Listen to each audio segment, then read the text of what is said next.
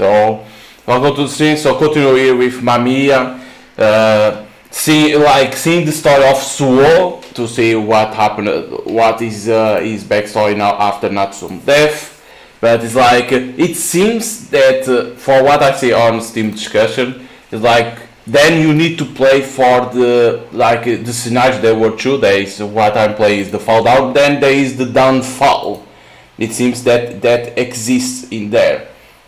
But for what I read, I don't understand very well how you go, because okay, the game has 6 heads, that is 4 heads for the 4 main characters, right, that I'm doing. Then there is more 2 endings. But I don't understand how then you can go for the downfall. That's one of the issues. But let's continue here with Suo now. That is that that kid is a man, right, that with Ryo that you find on the beach. So let's see. Good morning, Suo. Because it's Suo K2. Good morning. Did you catch yesterday's show? Yeah, it's still great. I will wake up in the morning, go to school, chat with my classmates, take class. I will always be surrounded by other people. Each and every one of them were truly interesting and unique. Thanks to them, I could spend every day with a smile. I'm back. Welcome, Kate. So the mother, okay? What's for dinner, Mom? Hamburger steak. I know how much you love it. Okay, so he has a good relationship with his mother, okay? Yeah, hi Dad. Welcome, Kate. Whoa, you are home early today. Yeah, I actually managed to finish up all my work early than expected. Okay, so he has good relationship with their parents, and it seems that his dad works too late, and so but now he finishes his work early. Okay, that's good. For now, it's like he has good relationship with these parents. Kate, have you washed your hands? I heard Hyota's caught a cold the other day. You should be careful. Okay, Mom. For as long as I could remember, my mother had always busy herself in the kitchen. She was a great cook. All of my friends who tasted her dish told me how lucky I was. I had no frame of reference, of course, but their words still filled me with pride. My father worked as a policeman, okay, and would only come home late at night, if at all, of course. He's a policeman, so it's understandable. But when he did, he would always pat my back with a reassuring smile. His strong, firm hands made me want to grow up like him. Kate, we are leaving tomorrow. Are you sure you'll be alright on your own? Okay, so maybe they go on a vacation? Mom, I'll be fine. I know how much detergent to use and where we keep the emergency money. I also know the number I need to call to reach you. You have drilled this into me a million times now. Well, okay, if you say so. Come on, Kate, it's already 15. This will be a good experience for him. I made an assertive nod. My folks use their days off to arrange trips overseas. So, like they said, when we play with Ryo, he said that their parents were going always overseas in off time, like when they had time to go to do some trips. Okay. Some parents will devote all their attention to their kids, but mine still enjoy having some alone time together. That's always a good thing. I found that to be great. Honestly, I was hoping to also be like that when I got older. A few things worried me, but at the same time I could never bring myself to force them to stay. I didn't particularly like anything in life, so he had a good life. It's what he says. It was like he has a good health in terms of money. He's not poor. He's not rich. Of course, it's medium. Their parents have a good relationship, so everything was good. People were nice to me, and I enjoy every single day to the fullest. And yet I felt like there was something missing, like a piece of a puzzle. So I will continue searching for it. It felt almost like there was a snow-white mist blanketing my otherwise saturated life, blurring its outlines. All I want was a bit of adventure. That was probably it. That person being aside to me was likely no more than a convenient excuse. Okay, so you want to be have an adventure. Of course, that's always a thing. Like maybe it was always like, okay, go from home to school to home. Doesn't have nothing more. Okay, he has friends, but nothing more. Have you heard? So all club activities are cancelled due to rain. What? Awesome. We will go home early today. I'm gonna spend my whole day watching TV. You see, it's always home, school, home, nothing more. I forgot my umbrella. Alright. Ha. I jump into the rain with a yell. On my own, I spot something passing by a park, a place I normally wouldn't have noticed on a usual day. In retrospect, it might have been fate rather than sheer coincidence that brought me there. The park was completely desert due to rain, or so I had thought, but then I noticed a person sitting on the ground almost like they were pretending to be another piece of playground equipment. So he noticed something there. Oh, Rio, it's Rio in there. But why is it on rain? Oh, it's like when it happened with Rio, you could see that he was on this park, like talking to MAMIYA. When after he killed the mom, like that, we could see like he say, "What to do now, MAMIYA?" But like Suo already knew Rio. I ran to their side and desperately called out to them. Excuse me? Fast drops of rain trickled down the lash of his closed eyelids. It didn't seem like he would wake up. I carefully touched his neck to check for a pulse, and that was when I noticed him shivering. This is an emergency. His dark, almost foreign looking skin was deathly cold to the touch. He would freeze to death if he stayed here. Right. I took out the towel I originally packed to use for club practice and began drying his hair. Please hold on, let's see. In that moment, his eyes silently opened. His amber gaze bored into me. I found myself gasping. It seemed almost like his pair of amber eyes were the only source of color in the heavy December rain. Snapping back to reality, I tried addressing him, but his eyes closed again before I could say anything. I had a bad feeling about this. Clutching his hand, I realized he had grown even colder. What do I do? There was no one around to ask for help. I was the only one who could save him. Can you walk?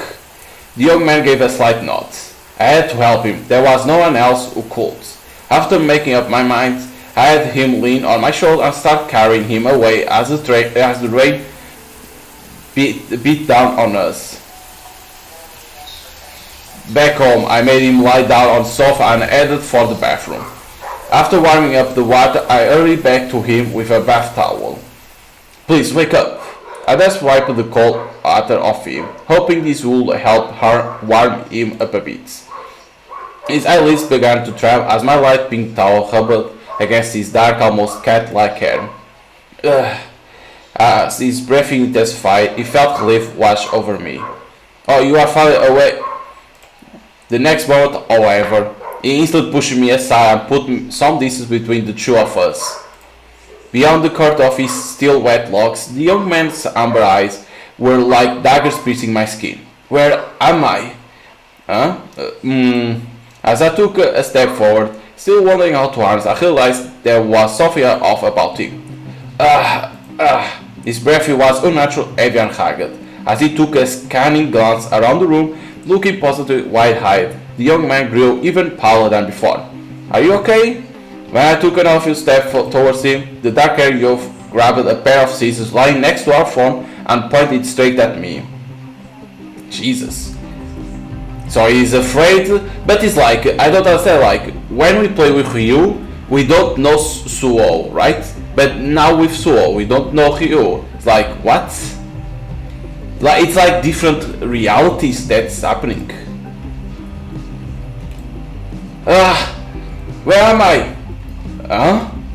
My knees trembled like leaves in the wind. I was all of a sudden paralyzed by fear. Why did I bring this person to my house? My parents were at home and I wouldn't be for a while. I was at a loss for what to do next. The man, still pale as a ghost, raised his voice to yell, almost as if to drag my inner thoughts into the opener. Answer me, where am I? This is my house. And why I'm here? Well, answer me. He stepped forward as if he tried to force an answer out of me. This brought me closer to the scissors. My eyes were glued to their menacingly sharp tip. I found you unconscious in the park and you were soaking wet, so... In the park? Yes. The young man paused to think for a moment, but kept the scissors pointed at me. What did you do to me? Answer me. Nothing. I carry you here from the park and dry you off with a towel. That's all. I looked up. His prior animosity was gone from him. He now stood there with a downcast look, preventing me from reading his expression. I see. You were trying to help me, huh? Caught off guard by his gentle tone of voice, my mind was rendered completely blank for a brief moment. The young man then placed the scissors back on the table and turned around to leave. Wait, I've already warmed up the bath. You could use it if you like. I will pass. But it's still raining outside. You might catch a cold. Enough! Let me out! His pained tone made me let off a gasp. For a short while, the only sound in the room was the soft patting of water trickling down onto the floor from his clothes. Keep your distance from me. And with that, it disappeared into the rain. I stood in the foyer for a long while after we left.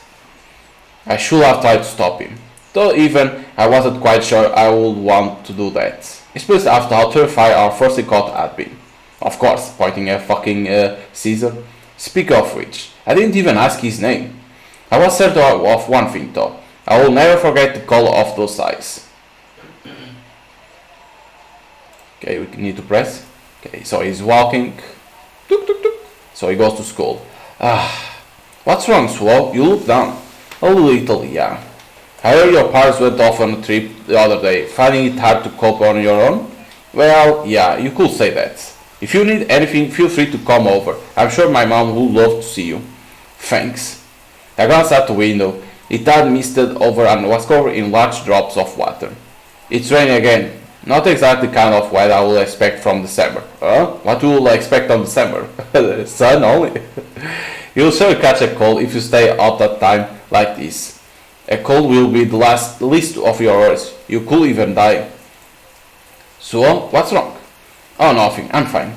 As I touched the cold glass, the tip of my finger got a little wet from the moisture.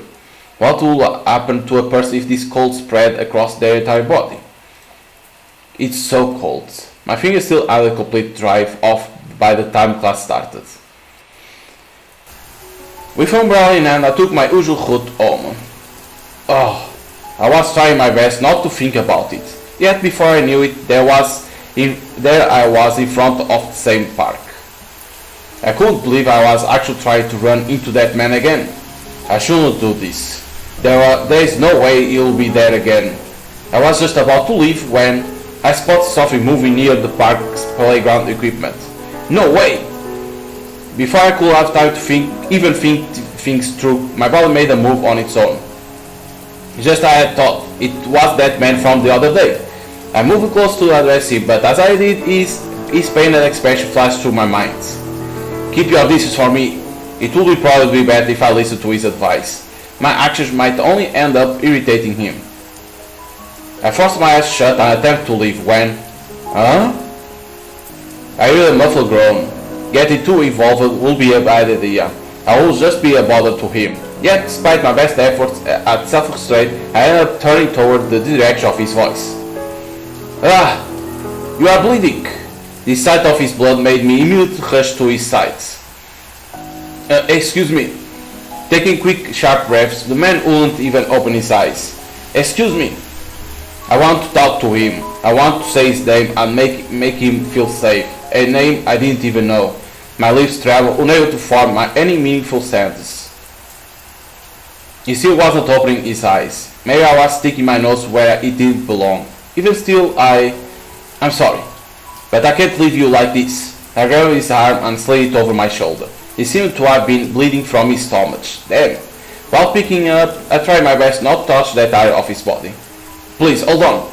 I had home. The only difference between today and yesterday being the fact that I now had an umbrella.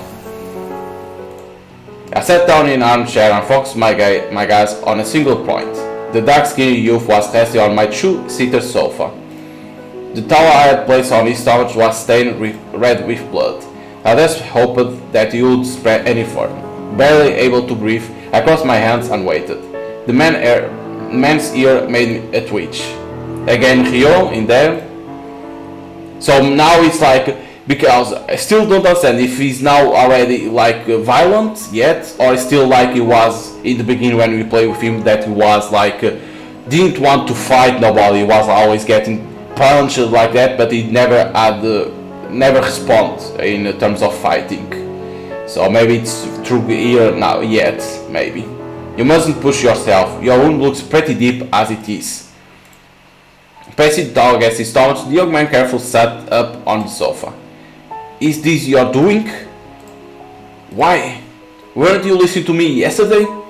I mean, it looked pretty serious. I'm sorry for being so meddlesome. I promise it's the last time.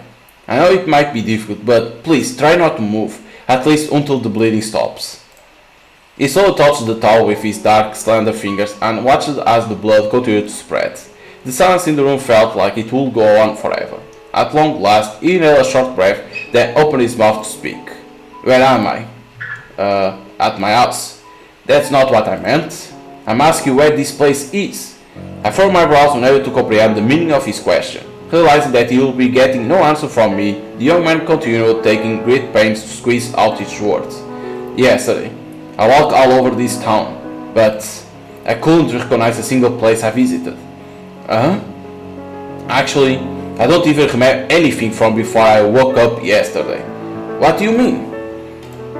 The young man's tone grew heavy, as if he himself had difficulty believing his own words. I can't remember anything. Not where I live, nor what I was even doing in the first place. Clutching his head, the man cast his gaze downward. In other words, you have amnesia? I never thought the day would come that I would ever say that kind of thing. In lieu of a reply, the young man knit his brow and closed his eyes. That alone answered my question better than any words could have. The room was completely shrouded in silence, so much so that even the ticking of the clock began to irritate my ears. There's something I will be meaning to ask you. Your name. Do you remember your name? Why do you want to know? I just realized that I didn't know what to call you. Sorry, Rio. My name is Rio. Yeah, we know about that, Rio. The moment I heard that name, the person in front of me gained a clear outline for the first time. The amber flash of his gaze, the fingertip touching my towel, there were no longer things to be afraid of. I don't remember my last name. Oh, I'm Suokeito. What are you planning to do now? I tried to cushion the question as best I could, but all Rio did was lower his eyes. I have no plan. I can't remember a single thing. Interesting. So maybe can be like when you play with Rio, you see that he doesn't have amnesia, right? He doesn't have fucking amnesia. But now he has amnesia. So maybe can it be like after you play with him, right? Because he got violent like that, he lost his memory? MAMIYA could do that? Could it be? Can I say something strange? What? If it's okay with you, you can say until your memory returns. Do you have any idea what you are saying? Oh, I'm being too meddlesome again, aren't I? I'm sorry, do you remember what I did yesterday? I do, but you were too confused at the time. There's no way I can blame you for that. I suppose you got a point. Still, and my parents are actually away on an overseas trip at the moment, so I got plenty of empty rooms to spare. I don't think that's the issue here. Rio studied me with a look of disbelief on his face. You don't want to stay? More like, do you want me to? I mean, you are in trouble, aren't you? Rio's eye widened in surprise. I would appreciate the help. His sound came in a low, barely audible voice. Sure thing. With my parents gone, you'll have plenty of rooms to pick from. Having said that, I was hesitant to allow a stranger into our private space, so I ended up guiding him to our guest room instead. This is where we keep all the futons. You'll find the bathroom down the hall. I'll open a closet and help him lay down a futon. After that, I continue explaining everything else we'll need to know. Once Rio had finished bathing, I lent him some of my clothes. They look a touch bag on him, but nothing too extreme. Too long because he's big. The difference of clothes. Pretty big house you got here. You think so? I wouldn't necessarily say it was too big, though perhaps it was for someone living alone. Still, taking care of us of this size was no easy task. I realized that once my mother had left. All the more reason for you to stay there. I could use the help. My room's on the second floor. Don't hesitate to call me if you need something. Sure. Good night. Good night. So he helped Rio to stay there. My brain continued working at full throttle even after I climbed into bed. Who was Rio really? And what was he doing out there in the rain? Could he have been involved in some kind of accident? The shock from what that could explain his memory loss. He might very well turn out to be someone dangerous. I wondered what my parents would have said had they been there. I shook my head. Even if that were the case, he meant no threat to me now. Plus, he had no one else to rely on. And besides, I couldn't bring myself to throw out a person with such lonely look in their eyes. Stuck in a town he will recognize with no memories to help him, it must have been hard on his nerves. Let's say amnesia, huh? It sounded like something straight out of a movie. I slowly drifted off to sleep. Look at the time. Mom, why didn't you wake? Morning? Oh, good morning. I would have forgotten about my parents and their trip, and the fact that the stage was now staying at my house. So, what are you going to do now, Rio? I found the frozen rice and ate it with a bit of pollock raw. After helping himself to some pickles, the dark-skinned youth looked in my direction. I need to go to school now. Do you think you'll be okay on your own? Rio, who had been calmly chewing his food until now, suddenly froze up and widened his eyes. You were just going to leave me here alone? In your house? You'll prefer to come with me to school? I'm not sure if that's a good idea. I'm not going to do that, obviously. I just don't get why you'll feel safe leaving a stranger in your house while you are away. I could rob you and stuff. Well, I mean, you are not the kind of person to do that though, right? No idea. You won't do anything of the sort. I'm sure of it. You won't, right? As I tilted my head with a smile, Rio simply averted his eyes. I'm not planning to, at least. See? Look, all I'm saying is that you should be more cautious. You think so? Yeah. If that, Rio stood up and carried his dish to the sink. I didn't realize it was this late. I gotta go now. I'll head out as well. You are going somewhere? Maybe I will be okay if it, but I don't want to spend the day sitting alone at some stranger's house. By the way, my club practice usually ends around 7. Make sure to come back then. I might if I feel like it. Rio gave me one final glance before closing the door. I got her as well. Alright, I'm off. After announcing my departure to now empty house, I locked the door and left. Not having anyone see me off felt kinda lonely. I wanted to see Rio off at least, but even though he had just left the house moments earlier, he was nowhere to be seen. Good morning, Kato. I heard a voice from beside me and turned toward it with a smile. Morning. Whoa, look at the time, you might want to hurry. Yeah, you're right, MAMIYA. What? I made a warm smile. His name was MAMIYA. Here you go. He was a close friend of mine, so he already knew MAMIYA. He was happened to be invisible. What you thought invisible people only exist in fiction? Sure, you know, it had initially confused me as well. I mean, I just started hearing voices come from thin air. My first thought was that it might have been a ghost. Some days I will sprinkle salt all over my room, others I will keep trembling and crying in bed, unable to fall asleep. But as time passed, I started to put the pieces together. MAMIYA was not a ghost, and although you couldn't see him, he did absolutely exist. He was also one of few people who truly understood me. Good morning, everyone. Morning, so you are looking better now. Got used to living alone, I take it? Hey, you could say that. Did you catch last night's show? I did. It was also about some guy with amnesia, so talking about Rio already. Amnesia? The moment I heard that word, my heart skipped a beat. How about you, so did you see it? No, I was really tired last night, so I ended up sleeping through it. You're lost, man. It was great. It generally made me think about what I will do if I lost my memories. You think amnesia really a thing? I mean, outside of movies? Movies. I recalled the young man that I had left my house early this morning. It was entirely possible that I had just got involved with the very thing they were discussing.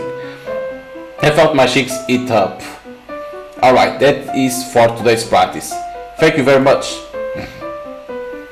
Huh?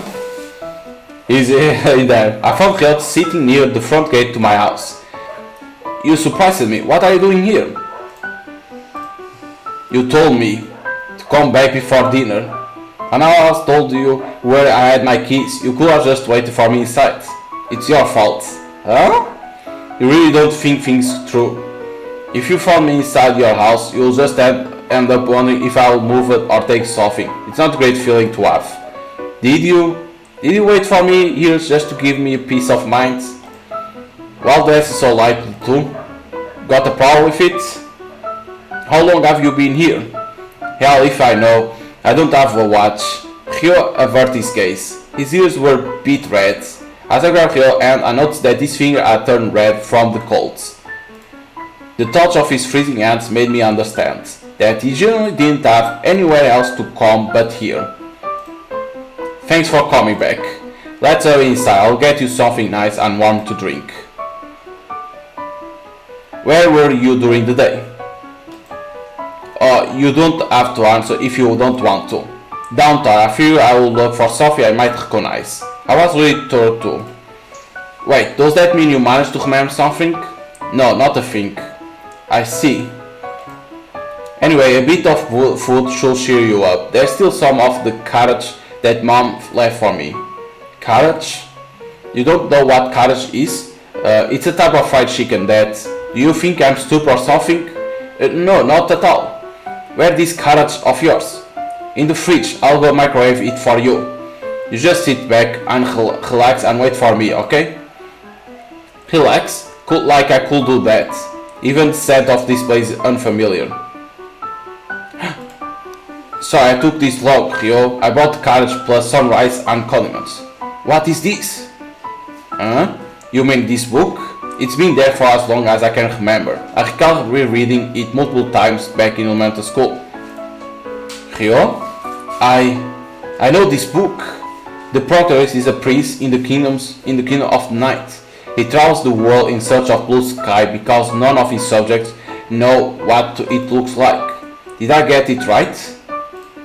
Yeah, that's exactly how the story goes. Rio, I guess memories do return after a while. Visibly relieved, Rio smiled in front of me for the first very time. Our life together turned out to be a lot nicer than I had anticipated. I didn't need to pay him any special attention, and I finally had someone to play video games with too, but he didn't come across as much of a gamer, but despite his initial clumsiness, he desperately strove to improve his play. I had never imagined I would one day be eating potato chips while having an all-night gaming session with someone. Living with him was tons of fun. I'm back. Hey, you are kind of late today. Whoa, you are covered with in suit. What happened? Did you get into a fight? Here. Huh? He awkwardly hands me a bunch of yen bills. What's this for? I'm paying rent. I found a job yesterday. Can I take the bath first? Of course, but there's really no need for you to pay rent. You can stay here until your memory returns, and I just felt like I need to do something. I will go crazy otherwise. Oh, forget it. I felt some warm paper smelling distinctly of croquettes pressing against my face. I got these from street vendor. Figure you might want them since you are running out of food because of me. Anyway, I'm off to take that bath. Jeez. Well, he actually got the job. He's a way more of an adult than me. I made some late night snacks from leftovers I found in the fridge. It might have been a bad idea though. Oh, that was actually a great idea. This tastes amazing. That's not what I meant. I mean, well, whatever. I'm glad you like them at any rate. Oh, I'll take care of the dish. There's no need. I'm used to doing them all the time. But I can't just allow a guest to think of it as a part of my rent. You just watch TV in the meantime. Okay. All the time. Is this what my life used to be like? Still feeling a bit of guilt from letting Ryo do the dish, I nonetheless end up turning on TV. As the trusty old CRT were to life, a brief piece of scrolly text showed up at the bottom of his screen. It read the truth about the end of the world. A bunch of dubious-looking adults were having a serious argument about something. The celebrities present will respond with exaggerated reaction in an attempt to make the whole thing more exciting for the audience. I put the plates on the shelf. You don't need to go that far, but thank you. What's on TV? How do you feel about all this end of the world stuff? Is the world actually going to end? Yeah, and it will happen this year, at least according to these people. First time I hear about it. Seriously? But it's been the talk of the town. There was no way you'll go to school and not even hear about. Oh, he had amnesia. What will you do if the world ended tomorrow? Ryo sat down some distance away from me as I waited for his response. For a brief moment he averted his sharp gaze, then glanced to the side before finally speaking up. Not a thing. Why? Cause there is nothing to do. He stared into distance with a defeated look. I guess I will just spend my day like I always do, then go to sleep. That's it. I see. His answer came as a bit of a surprise. I had assumed most people would want to do something special on their last day. Under normal circumstances you'll have to stay in line and obey the rules of society. But if the world was coming to an end, that would all fly out the window and you could technically do whatever you want. Well, at least the girl sitting next to me in class thought so. I kept thinking about Ryo's answer as the TV droned on and on. That's right, I will say the disappearance of the sun sounds like the most valid theory. And what will happen then? Will mankind go extinct? Not necessarily. A few other individuals should, in theory, possess the antibodies necessary to survive such harsh conditions. Antibodies? As humans, we are all different. Naturally, some of us adapt better to certain environments than others. Only a few other survivors? Whoa! A video started playing. It showed a boy living on an earth that had become a dry-up wasteland. I briefly imagined what it would be like to be that boy. For some reason, I had this feeling that even my parents, classmates, and all the adults I knew died. I will still be able to survive. I wonder if tomorrow will really come. So, every single day, it was all people could talk about. Is the world really going to end? There will be no next year then. No one really knows if the sun is going to come up next day. I suppose you are right. How about you? Huh? What would you do if the world ended tomorrow? I'm not sure. It's hard to predict how I will act. I see. Well, look at the time. We got to go to brush our teeth and go to sleep. Right. Personally, I couldn't wait for the end to come. I had this complete baseless feeling that it will awaken a special power with me, which will then allow me to save the day. And when that happens, phew. Well, that's the cleaning done. Ryo's still at work though. I finally got a whole day to myself with nothing to actually do. Let me only save. Take chance. Take chance. Save. Always. Is that little man? I'm coming. What the fuck is this? Samejima Satoru. Here, especially of Hokkaido crabs. I don't even know how to eat crab. Not to worry, they come with instructions. Did you write them yourself, Mr. Samejima? Yes, I even went the extra mile and drew pictures.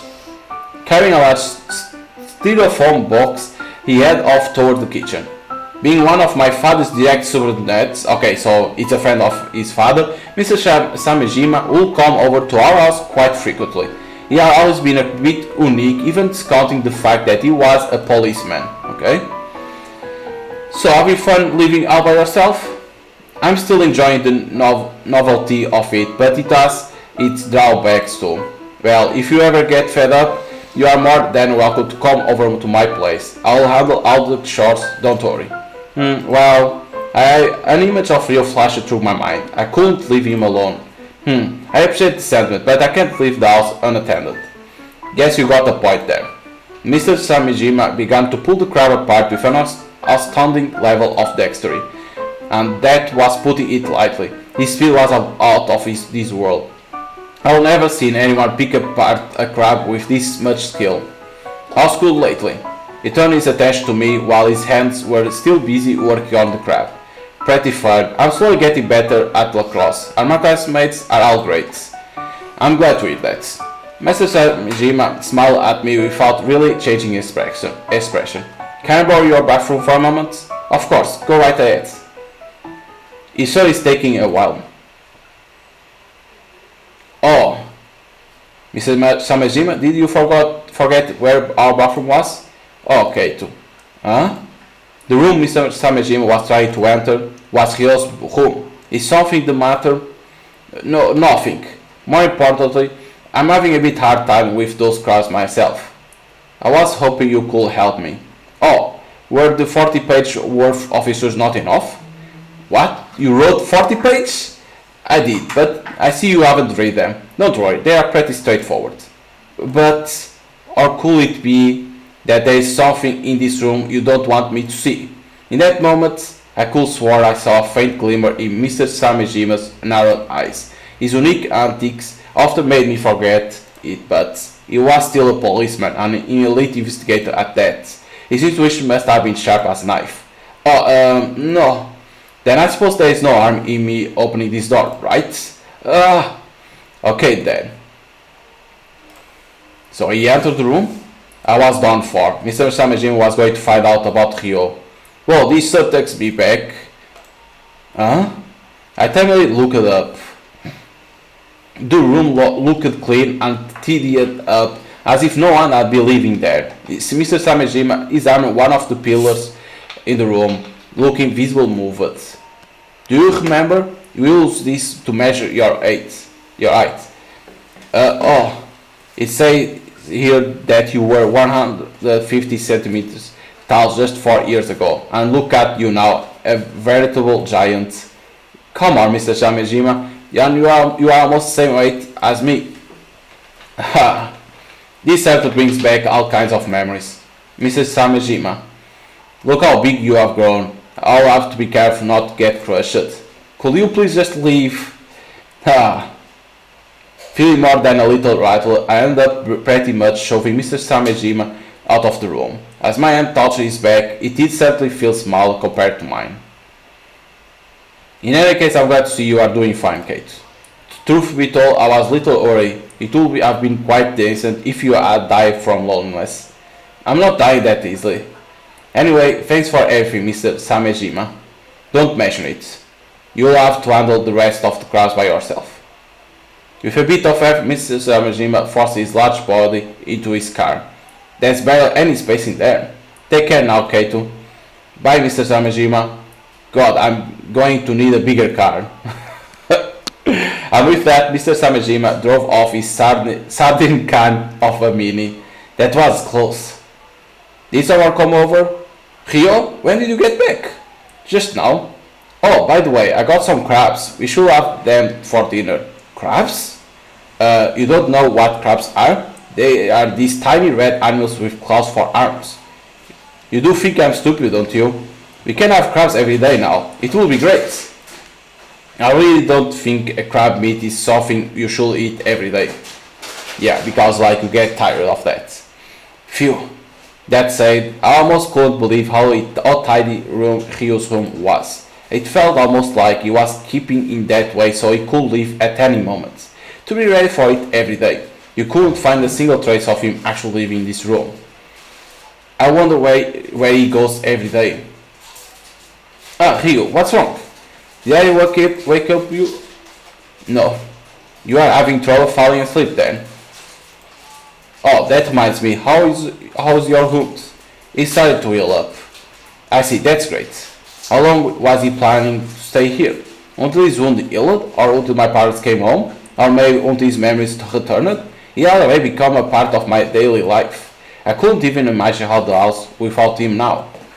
I had a dream. A dream?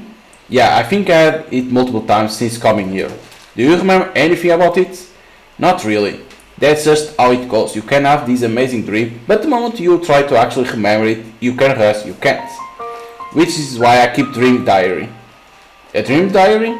Yeah. I use it to jot down all my dreams before I forget about them. It's just a plain old notebook, really. After pausing to think for a moment, Rio leaned in closer to me. I want to hear about your dreams. Okay, there is this one dream I had 3 days ago. I flipped back a page in my notebook. So reading the dream diary. Jesus. I was fighting a beast. A beast? Yeah. And not the cute cartoony type either. This one was truly alive everywhere and a smell of rotten meat. I had no special powers to rely on, so I had to use my wits to try and fit. While I was trying to find a solution, the beast ransacked the entire town and continued to terrorize its residents. So how did the dream end? I destroyed the supporting pillars of the tallest building in Roppongi. It collapsed and crushed the beast underneath. But while I was celebrating my victory, the sludge from the beast remained coiled around me, and that's when I woke up. I closed the notebook. I looked at Rio, who seemed very much on the verge of saying something. You sure have some interesting dreams. Thanks, I do love dreaming. It's so much fun, you never know what could happen next. I see. I wish I could have dreams like that. Rio, I want to hear what you dream about tomorrow. Tomorrow. The word got my attention. Sure, no problem. There was a tomorrow for the 2 of us. Kate. In the heavy drowniness of slumber, I heard a voice. MAMIYA? I'm glad you noticed me. That goes without saying. What are you doing here? That young man seems to have lost his memories. My heart skipped a beat. Are you going to tell someone? Oh no, I mean, you are the only one who can hear me anyway. That's a relief. I could never keep secrets from you. I'm actually in a bit of pickle right now. I have no idea how to help him regain his memories. And you also worry about how long your life with him is going to last. Amazing, it's like you're reading my mind. I know everything about you. MAMIYA? What do you think I should do? You already know the answer, don't you? This world has no answers. Only desires and actions that can be taken to fulfill them. Kate, do you know what you want? What I want? Yes. You'll know what to do once you figure that out. That sounds difficult. The necessary course of action is always quite simple. It's only details that make things appear more complicated. Anyway, I think we are talked enough. Good night, Kate. Good night, MAMIYA. Alright. I'm going to help you regain your memories. In the time that we have been living together, is there anything you have remembered? Not really. I have been thinking about how best to solve your problem. I'm not sure how much help I'll be, but I want to aid you any way I can. I was being complete earnest, only to be met by Rio's diseased gaze, and that's when I had an idea. I gestured toward the things I had laid out on the table, specifically the shoes I will be using for club practice, a couple of books from my father's shelf, and a plush toy I legally play with when I was toddler. A pretty varied lineup, all in all. Do any of these ring a bell? Not really. Come on, at least take a closer look. If you find something you might use it could help jog your memory. Look, I'm doing this for you, and it's your memories we are trying to get back. The town. Huh? I don't think I was particularly attached to any of the other one eaten. I was concerned with the buildings lining my town and people living inside them. At least that's how I feel. The town itself, but didn't you say you went through every street with a fine-tooth comb? I did, but I was talking about this town in particular. Meaning I probably didn't live in this area, but I still felt a certain connection to it. So with that settled, I would like to check out the neighboring city. Rio made a brief pause. I was once again forced to come to the painful realization that he generally didn't remember a single thing about himself. Without even thinking about it, I extended a hand toward him. Let's go visit the neighboring town. Rio reached out and clasped my hands. I appreciate you bringing me here, but what is this? Huh? It's a lead. Yeah, I'm not blind. I'm asking why you even have something like that. It's for dogs. I mean, you know, I wouldn't want you getting lost. It used to belong to the dog we used to keep. Good thing I didn't throw it anyway. Anyway, please hold on to the other end. Rio, we need to keep going. Well, don't pull so hard. Like a dog, oh my god. Jeez, anyway, it's pretty cold out here. Even the wind's howling. Oh. Give me a moment. Would you like me to carry that bag for you? You would? Oh, thank you very much. Don't measure it. Where would you like me to take it? Well, I was on my way to that corner store, so if you could just leave it to me. So helping an old woman. Sorry I kept you waiting. Hey, take a look at this. I got us some peaches. Good for you. Oh, definitely. I love peaches. Anyway, let's be on our way. I bought 2 tickets and they were more expensive than any of the ones I ever bought before. I could barely contain my excitement. It felt like we were embarked on a grand old journey. You are not going to sit? No, I can't seem to calm down. Rio glanced up at me as I was holding onto the handrail, then directed his gaze outside the window. We were passing one station after another. We watched the passing scenario rush by, but he didn't get much reaction out of him. Recognize anything? It doesn't look like we're quite there yet. It's okay though. We have all the time in the world. There are plenty more stations to go. Just let me know if you remember anything. Sure. You need to remember that city that he lives. We end up reaching the last station without Rio saying a single word. It was a factory town. We aimlessly wandered around under a cold winter sky. I didn't even know the name of the city. Neither of us spoke at all, partly due to the chilly weather. It made our lips dry and cracked. Every time I walk through the town, it makes me realize how empty it really is. I suppose it's the sign of the times. Our world might really be ending. I don't generally believe that, but I can't help think about it. In the end, I might actually be wishing for it. I exhale and watch my breath slowly dissipate into the air. Rio remained silent for a while and simply stared into the distance. But just when I was about to suggest going back home, I noticed him parting his lips. I don't think I want the world to end, despite how cruel and unfair it can be. Even without any memories, even if your life turns into a boring, meaningless routine. When you die, it's all over. His eyelash lightly trembled in the wind as he uttered those words. I think, if it's really that boring, it might as well come to an end. I want everything in my life to be interesting. You are awfully greedy. You think so? Only those at top can think that way. It's selfish and arrogant. Yeah, godlike. Okay, so if it's not something interesting, it's better to end. Kinda not good. Let me only save now. And drink a little, because my throat. The wind picked up, ruffling our hair with a sudden gust. What value was there to mankind in a mundane world filled with nothing but hollow despair? I felt like our partly scuffles had become the laughing stock of some invisible power. Narrowing my eyes in the strong wind, I licked my cracked lips to try and moisten them. I knew it would only make it worse later on, but as long as the immediate feeling of discord was gone, I didn't care. In the end, we couldn't find anything that would help us jog Rio's memory. We were just a couple of children, powerless and insignificant. My heart ached to see Rio so visible disheartened. Don't worry, I'm sure we'll find Sophie tomorrow. Thanks.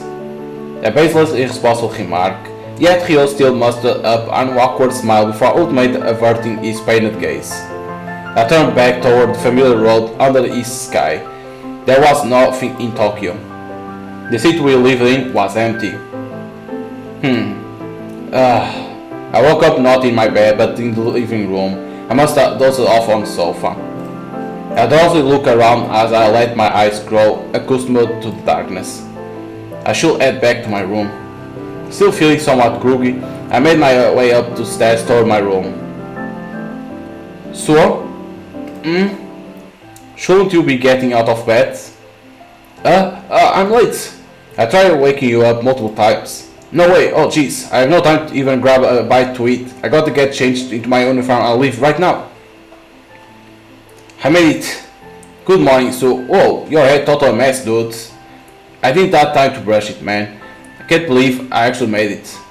Oh, you overslept? Well, that's a new one. I did, and I didn't even have time to have breakfast. I'm starving. I spent the rest of the day feeling both sleepy and hungry. Not is that my best day at school, to say at least. This is so embarrassing. I'm home. Welcome back. What's for dinner, Rio? I got us a tuna bowl each. They were on sale at the store. Man, I'm so hungry. Just go wash your hands first, okay? Good night, Rio. Good night. And just like that, days will come and go. Good morning, Swole. Did you ever sleep again? Yeah, phew. An unchanging world, saturated with joy and fun. I'm home. Welcome back. Warm, gentle days, devoid of challenge and conflict.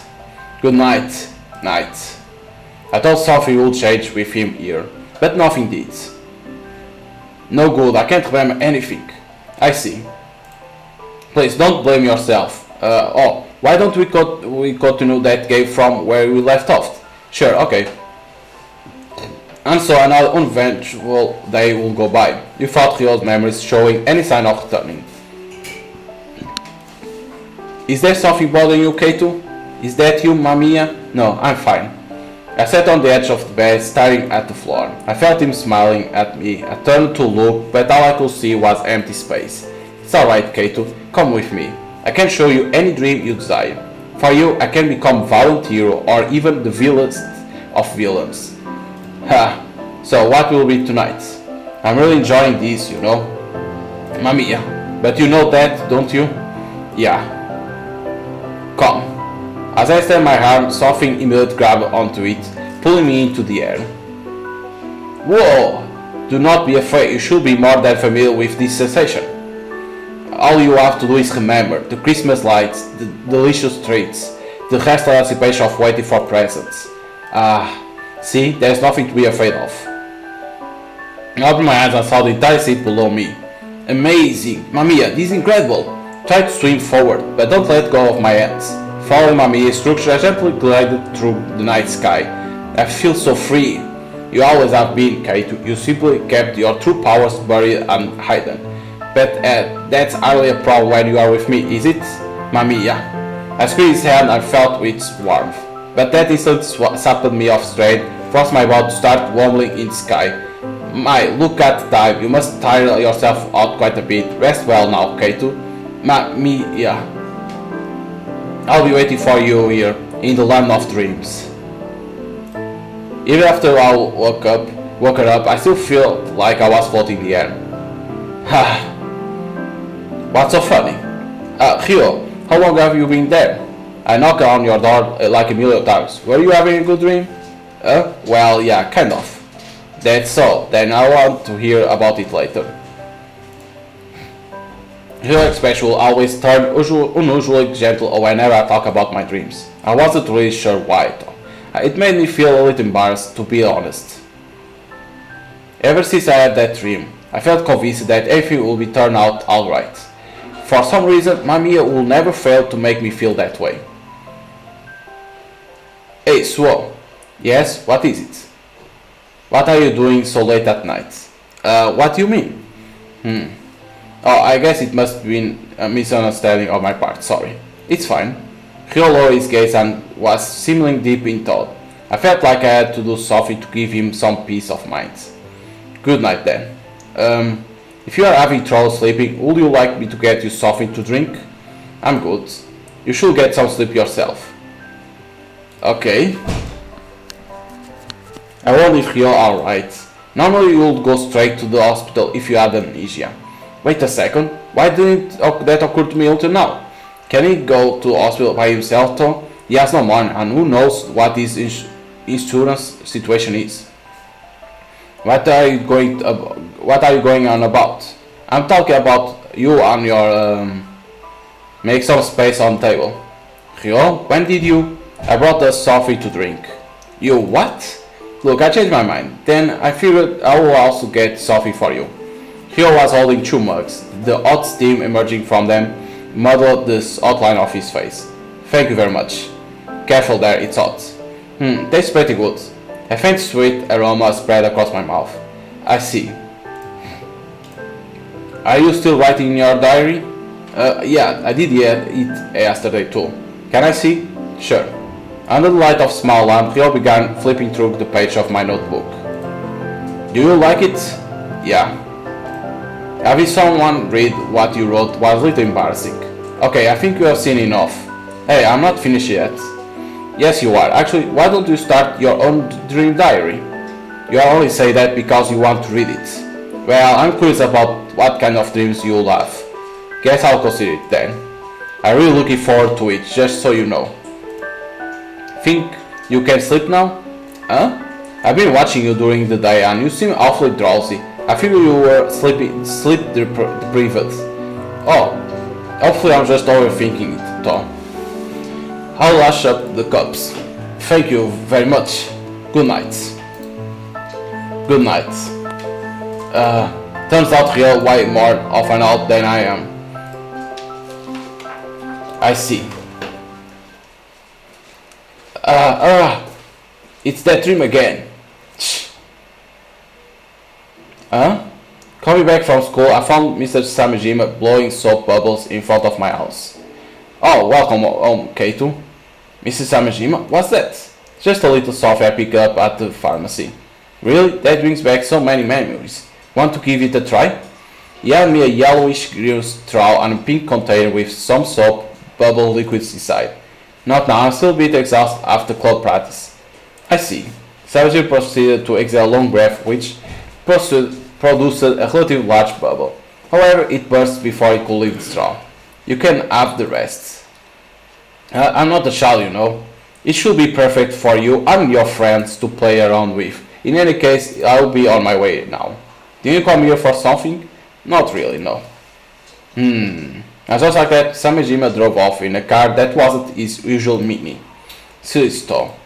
Soap bubbles are like the last thing I would expect him to try. Soap bubbles, huh? MAMIYA? Come on, blow some bubbles for me. You want me to do it alone? Why not join me? You can be awfully mean at times, Kate. How am I supposed to do it? I'm invisible. I just want to see you do it. I'm not asking for much, am I?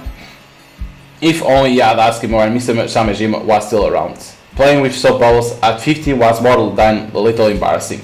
Well, fine, but only for a little bit. I exhaled to straw, making a whole bunch of bubbles pop out from its other end. Then slowly continued drifting in the air before ultimately melting into the evening sky. Excited, I continued making more and more of them. They are beautiful. They sure are. The soap bubble membrane gave me in wondrous colors. I felt almost like I'm dreaming. MAMIYA?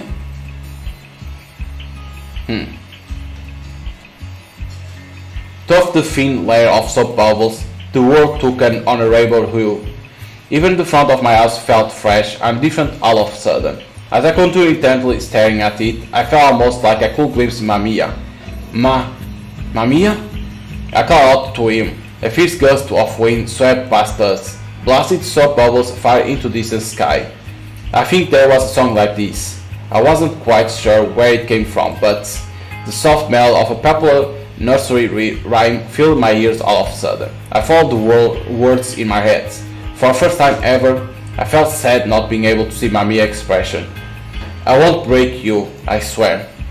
Not even I really understood why I ended up saying that, but I had to protect MAMIYA, and I was the only one who could do it. As long as you continue to feel that way, I won't disappear. As long as there is even one soul in this world that continues to feel that way, I won't ever be gone. I will. I wish I could embrace you. This is the first time anyone has said that to me.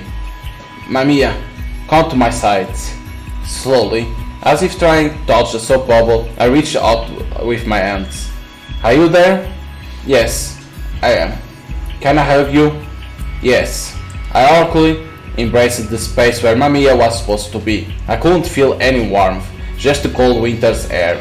Still, I want to embrace you. So warm. You are so warm, Suo.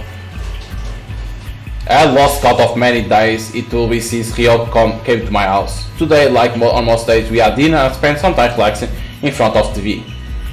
What's this? Ryo's eyes widened like saucers. He stared intensely at the screen. That's the sea. Oh, you don't know what sea is? Well, it's made of salt water and his usual retort never came. Instead, Hyo kept focusing on the screen. After a brief silence, he finally looked up to me. Is there a sea nearby, Suo? His amber eyes flashed like daggers. I couldn't tell but gulped when faced with the sheer intensity of his gaze. A sea? Yeah, I think so. I doubt it's even that far. So if it is nearby. After uttering that, Hyo once again fell complete silence. Maybe he's remembering something? I'll go with you. Huh? You were thinking of going alone, weren't you? I can't allow you to do that. But you got school to think about. One day won't make a difference. I never skipped class before, but it's never too late to start either. Please, take me with you. Do whatever you want. Oh, I will. Next morning we left the house with maps in hand. We were searching for the sea and something else too, something vague and undefined. Because he lived nearby the sea, I remember that, because it's where he found the Suo when we were playing with Hyo.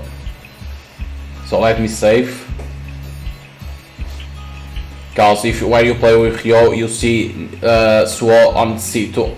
Let's say it will be quite a while from here. You sure you will be okay? Don't underestimate the endurance I built at work. If anything, I'm worried about you. Come on, I play lacrosse every single day. Take that. Stop flailing around. We are in this together. You're right, I'm sorry. I'm so excited. Remember, we are not going on vacation or anything. I'm serious about this. Yeah, I know. A gust of cold wind swept past us. It ruffled our hair and made the reeds around us dance. The sun was blinding me. I closed my eyes out of reflex. Glad to hear that. Hyo's gaze, however, remained unflinching. We will find something this time, I was sure of it. There was a thrilling adventure waiting for us at the end of this road, I just knew it. Hyo was acting as mysterious as ever, but his kindness had touched me. Even our destination was the perfect fit for our quest, a wintry seaside. It will be a wonderful story in which our combined efforts help Hyo regain his memories. I could almost smell it in the air. This time, for sure, things will get interesting. Ha! I can hardly wait. Me too. Huh? I'm not sure if I remember the sea being around here. Suo. Unable to contain his emotion, Hyo led the way while pulling me behind him. So you remember this when we are playing Hyo, this sea? Oh, it's the sea. If it was summer, we could even go for a swim. Hyo, did you remember something? Can I stay here for a while? Oh, of course. Alright. With his gaze directed at the sea, Hyo felt completely silent. I backed off a bit so as not to get in his way. Huh? I felt tug on the lid in my hand, along with pang of guilt in my heart. To tell you the truth, I could actually remember my dream just fine. I just didn't want to tell you. I felt like it might come true if I did. The dream. I retained a sufficient distance between the two of us while gently pulling on the lid. How much time had passed without either of us saying a word? The sand beneath my feet fell almost utterly, like it came from another dimension. The ashen sea, having endured several days of rain, continued to rage. It would surge up and over again. The waves hovered. I sat around through, captivated by the sea, when suddenly my vision blurred for a moment. I felt a splitting headache come on. Unable to maintain my balance, I fell to my knees. My vision began to twist and warp as somewhat familiar image showed up. And in that hazy vision, Hyo, I suddenly lost consciousness. I came into an inner room. What? Where was I? Hyo and I were at seaside, but now he was nowhere to be seen, gone along with his lead. Hyo? As I uttered that name, someone grabbed me by the shin. Gah! Nice to meet you, Suo Keito. It was a man I didn't recognize. He had large hands and was surrounded by the thick smell of tobacco. I've been waiting to meet you for the longest time. I've been dreamt about it. Gah! A false thought of groan took the hand, covering my mouth. Why? How did this happen? And who was this man? My thoughts were completely jumbled, and I even felt my eyes moisten with tears. You have no idea how much I love you. Your very existence makes me sick. Don't act like you know MAMIYA, you little brat. MAMIYA? I looked at the man as I heard MAMIYA's name. However, it was too dark for me to see his face. Seeming angry by my stare, the man clicked his tongue and slammed me to the floor. Gah! I could feel the rough, cold surface of the concrete crash against my cheeks. The man looked down at me. Listen well. I couldn't think straight. My vision was a blurry mess, and there was only one thing on my mind. Why? MAMIYA belongs to me. Why these men know MAMIYA? Suo? You okay? Hold on. Relax, sit a bit, but take it slow. Hold on to me. As I held on to Ryo's shoulder, the two of us started walking back down the path we came from. I slowly lowered myself onto a nearby bench. I could still feel the concrete against my skin, and the pain as those thick, bony fingers held me. Even his girl voice still rang in my ears. Its tone was like a freezing chill creeping into you. What is this? What's wrong? Can't you hear it? Hear what? Something screeching. I can't hear a thing. Really? That's odd. I can hear it in the distance. It's screeching really loud. And for some reason it sounds familiar. It reminds me of ice flows. It's so loud. It's still going. MAMIYA. Suo? You are there, aren't you? What was that person to you, MAMIYA? I thought I was the only one who could see you. So, what's going on? MAMIYA, answer me. Or could it be that you are really already talking and I just can't hear you? I mean, it's screeching so bad, it's drowning out everything else. A while later, Ryo carried me back home. However, the sound of ice flows never died down. Oh, Kate. My poor Kate. So, are you okay? Can you take a bath by yourself? Your face is all red. I think you got a fever. Go to sleep.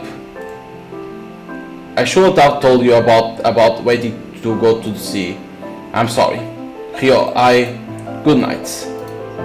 And now Ryo thinks it's his fault. I'll change your sheets. Drink up. No, you got to stay hydrated. You okay?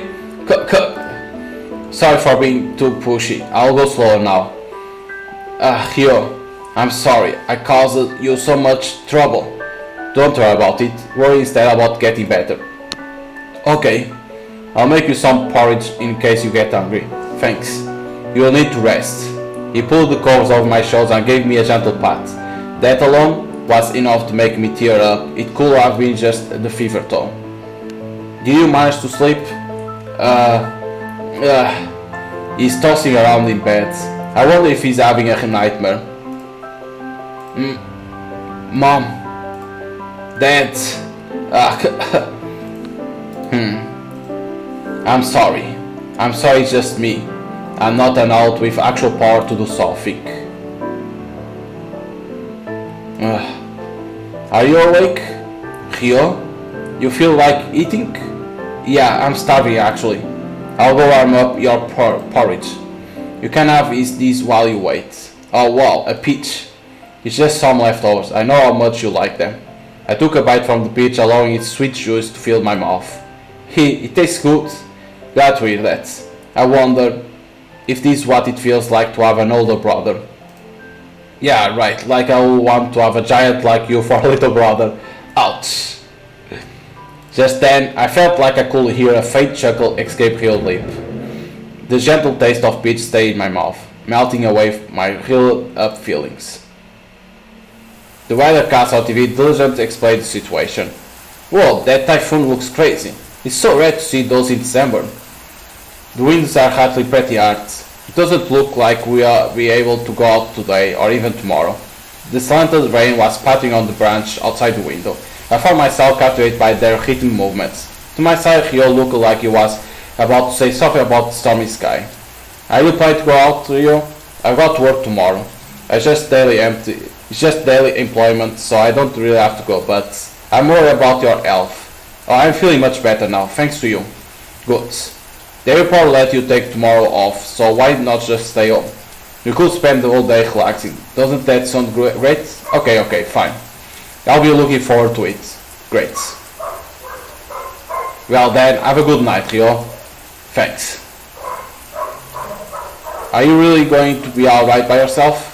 Come on, what's got into you all of your sudden? Don't tell me you are afraid of the typhoon. There's no need to worry. In this house we are safe from both rain and wind, lightning too, for that matter. Yet still he obtained a gloomy expression. In that moment a certain feeling washed over me. The typhoon might have something to do with him losing his memories. I suddenly felt guilty for making light of it. Don't worry, I'm not going anywhere. Really? Really. I see. I'll be off then. Are you sure you don't want to sleep together? Absolutely sure. Ouch. And remember, you'll have to tell me all about your dreams. I will. Good night. He returned to his room. The sound of rain reverberated in the darkness. Good night.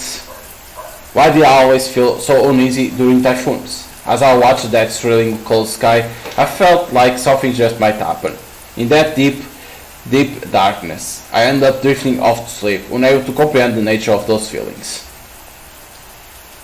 I heard the piercing sound of rain. It reminded me of needles. I felt like I was becoming one with the storm. Damn those damn noise. Why is the door open? So? I had always been expecting something. Swo? Where are you, Swo? What the hell? The world was filled with mystery and wonder. Swo! And so I believe that one day I too will be chosen. Chosen? What?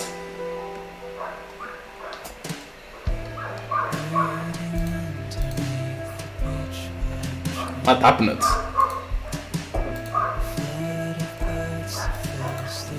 The rippling surface of the water and the star-studded sky reflecting it. It was a sweet, blissful dream. Tomorrow, the day after tomorrow, the day after that, and days came and went, things that truly mattered grew vaguer, hazier.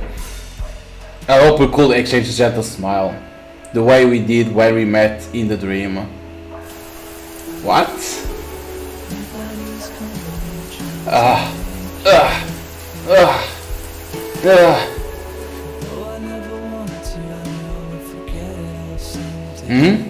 As I woke up, I found myself in Ryo's arm.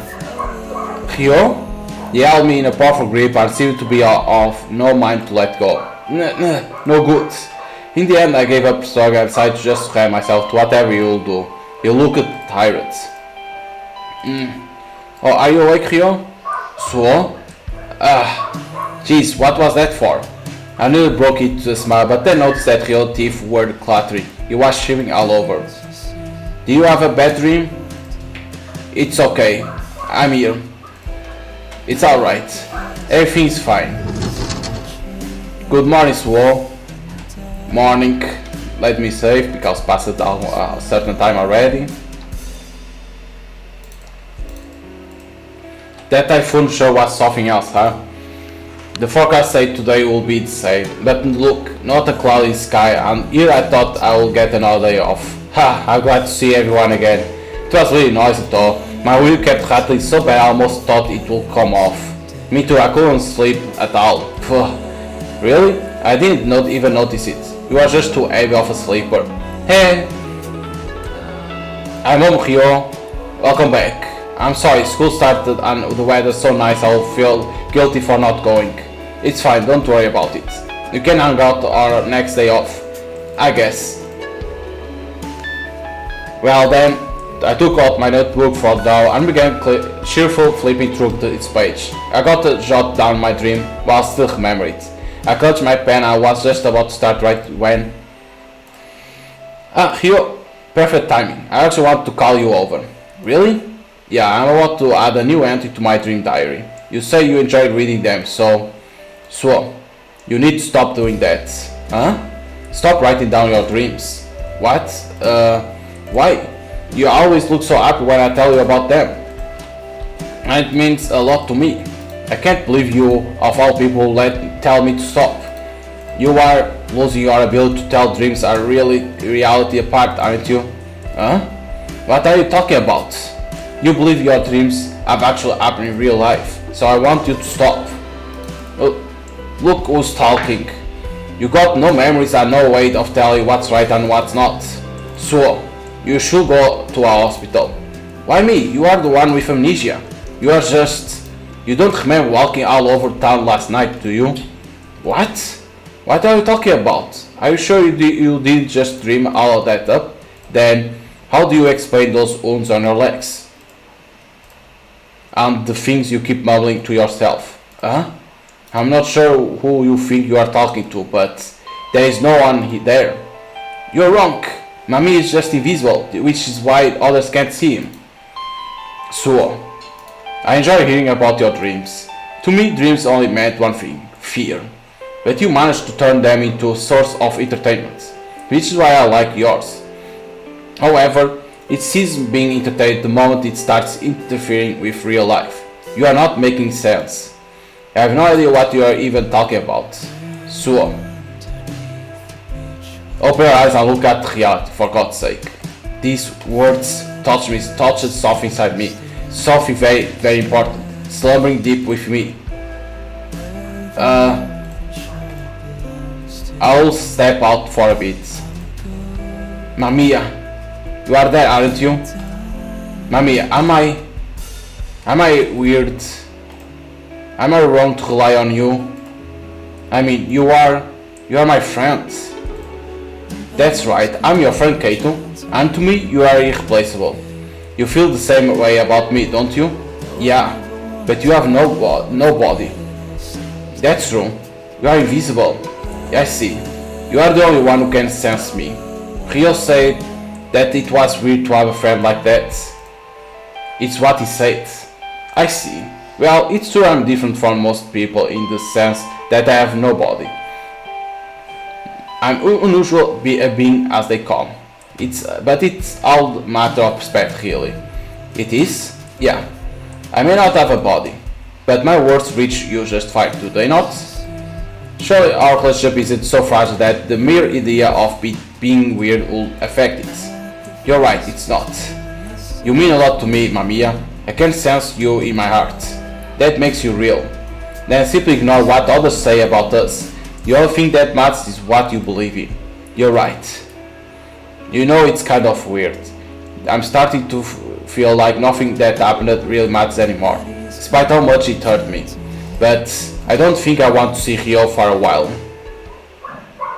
So MAMIYA starts to say him to that only matters is him and MAMIYA, nothing more. Kinda sad. Mr. Samejima, what are you doing here?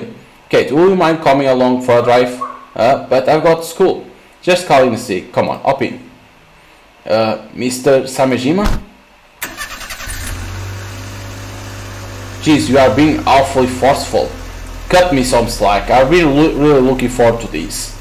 Here, I'll even put your favorite tunes. Mr. Samejima reached out and flipped a switch on the dashboard. A second later, an upbeat song started playing from the car. Oh wow, I'm surprised you are also into this kind of music. The truth is I'm not. I actually just rented it from Tsutaya for the first time. See, I even got a card. Drive and upbeat music go hand in hand. Your dad taught me that much.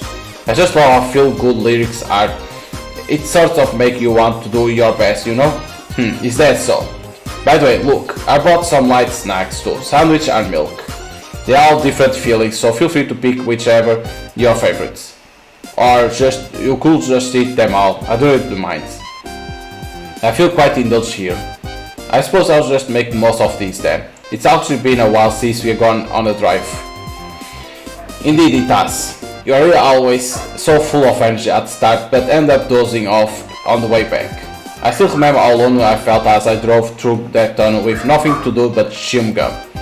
Really? I'm sorry about that. Don't be. When you take the wheel, it sort of just comes with the territory. Speak of which, where are we going exactly? Any requests? Huh? You are asking me? Well, it's just winter, so it will be nice to see some snow. I'd like to go up north, as you wish. Off you go then, to Kapsoya, the tip of the north. I can't wait. Have you ever been to Hokkaido, Mr. Samejima? On a few occasions, yes. I visited there on a trip with my family when I was still little. Their winters are cold, real cold. That was also the first time I ate crab. Which reminds me, I don't have any left. I noticed how lengthy your instructions were, but I didn't realize you actually added recipes in there too. That everything from Takikomi Gohan to Kenshi Jiro. It really helped me out. I'm glad to hear you have made good use of it. I really wouldn't mind going there. Or even to place no one else knows, as long as that's what you wanted. Mrs. Samejima? Kate. Our real destination is the hospital. Huh? Are you sick, Mr. Samejima? This isn't about me, Kate. You are the one that needs to be looked at. What? But I don't have a fever. I'm pretty sure I'm not injured either. I heard you were out on the streets in the middle of the storm yesterday. And that you weren't quite yourself. Huh? In that moment, my mind just completely blanked out. Mr. Sargent knew everything. He knew about Rio living at my house, and even what happened during the storm. There's nothing to be scared of. So they are just going to take a look at you. Kato, it's going to be fine. No, I don't want to go. Kate, I'm not going. You lied to me. You lured me into cars so I couldn't escape. You need to calm down. There's nothing wrong with me. I'm completely sane. I had enough of this. Stop the car right now. I'm afraid I can't do that. Why? I promised to look after you. I need to make sure you're okay. So you're just doing this for my dad? Not me. That's not true. I'm getting out. I pushed the still speeding car's door wide open. Mrs. Archer's face tensed up like I will never seen it before. Let me out, let me out. Kate, close the door. Hurry. This is getting too dangerous. Then stop the car. Close the door. I won't. I'm getting out. You only get hurt. Then maybe you should stop the car. Unless you want my dad to hear about this. The car began to lose speed until it came to complete halt. Wasting no time, I immediately jumped out of the car and started dashing off the opposite direction. I believed him. I trusted him. But even Mr. Samejima thinks I'm crazy. I believed him. I didn't step on the brakes for your father's sake. Visibly taken aback, Mr. Samejima muttered that to himself. There was no way for me to hear him though. I was still running while feeling like the entire world had just betrayed me. The basement my dad used as a makeshift storage room was covered in concrete that had distinctly chilly air to it. I felt pushed him down there. What gives? Come on now. It's your fault, Rio. You keep saying all these weird things to people. What are you? Where am I? My house, of course. Let me out of here. Rio was acting strange. Rio? His eyes no longer had that intimidating glint to them. I had seen eyes like that before. I won't. You may beg all you want. So, it's your fault, okay? You told Mr. Samejima all those weird things about me. I trusted you, and yet you are getting the wrong idea. I did it for your sake. Don't just say that what's convenient to you. You'll stay here and reflect on what you have done. I addressed Rio in the coldest tone I could muster. I had to remind myself not to relent. I threw him a piercing glare to try and mask the fact that my voice had been trembling. It's just for a little bit. So try to do it for now. I locked the door, leaning to the base with an audible click. I felt a torn prick at my heart when I recalled the face Rio made there at the end. I hope he returns to normal soon. You okay, Swole? You are all fidget. Did you forget something? No, it's not like that. You're really sure I've gone to the toilet before class, you know? It's not about that either. Still, you do look a lot more lively than usual. Crap, it's the teacher. We got to get back to our seats. Right. I'm worried about Rio. Rio? I brought you some food. Only a couple of hours had passed, yet he all looked more exhausted than I'll ever see him. My heart ached seeing him like this. I brought you a rice bowl, some miso soup and an omelette. Do you think you can eat? Yeah. Oh jeez, you can't do it all. Please have some water first. Open your mouth. Chew slowly, okay? Phew, I'm glad you could actually eat out that. Why? Are you doing this? Huh? You lock me in the place like this, then start feeding me. You have been like that from the start. There is no rhyme or reason to anything you do. What are you trying to achieve exactly? Achieve? Nothing at all. I just want you to reflect on your actions. But it breaks my heart to see you unable to eat, so are you sorry for what you have done? Can you finally go back to being your usual self? How am I supposed to do that when I never even changed it to begin with? Just let me out of here already. Why are you like this? When one night you opened that door in your sleep, I got to be there to protect you. From what? From yourself. Are you telling me just not sleep at night? Is that it? You are really not making any sense, Rio. I could say the same about you. What do you even want? What do I want? You already know that, don't you? What? I approached the hesitating Rio and gave his haggard face a long, hard look. What is the truth behind everything?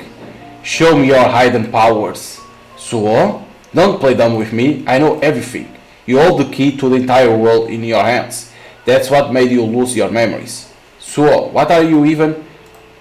Come on, admit it. Do it or else I might find myself disappointed. What the fuck? Fine, I will talk.